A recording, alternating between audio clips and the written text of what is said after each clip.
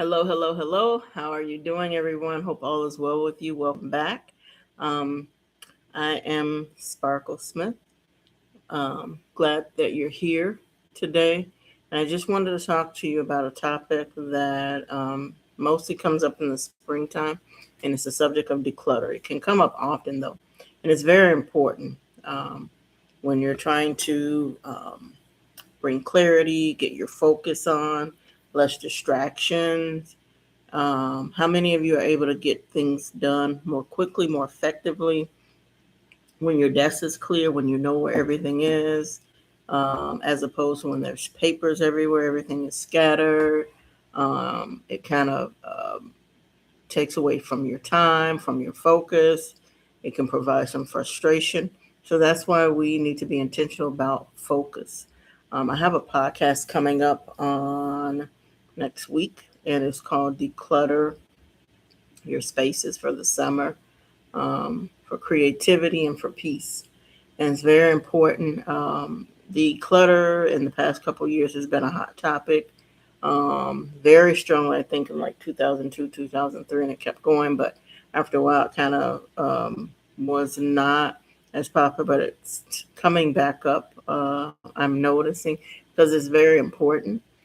In this upcoming podcast, and actually, you can go to all my podcasts um, in the podcast section of my page and look at previous podcasts. And so in this one, I talked about the importance of, how a cluttered space can affect your mood, your mindset, your creativity, your emotions. You're frustrated because you don't know where everything is. You have less of a will to want to pursue the idea that you have. It can disrupt your creativity. So it's very important to be intentional about declutter. A lot of people are not organized as they want to in that area. So they just kind of avoid things, or they think, okay, I'm going to need this object later and I don't want to spend time looking for it. But the best way to deal with that is to start with the little things that you know good and well that you don't need, like a expired coupon or mail from from any past year that's kind of expired and not helpful. I mean, that's a no-brainer, but there's some people that even don't want to deal with getting rid of that, that procrastination.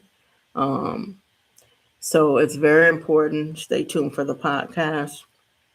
Well, I'll be talking about that in detail and some things that you can do to one step at a time um, get to decluttering your space, and it helps you to mentally declutter um, when you even declutter your physical spaces. So, hope all is well with you all, and I will talk to you very, very soon. Go ahead and get that book written. If you just starting with a paragraph a week, turn that paragraph a week into a page in a week, and then before you know it, you got a chapter a week. And it's very important to declutter when you have an assignment to complete a book. You want to make sure that your physical space is decluttered. You want to make sure that every material and resource that's applicable to you completing your book goal is there, whether it's research material, books, journals, pictures, your Word document, and if that's organized in even your desktop, you want to declutter that if you need to.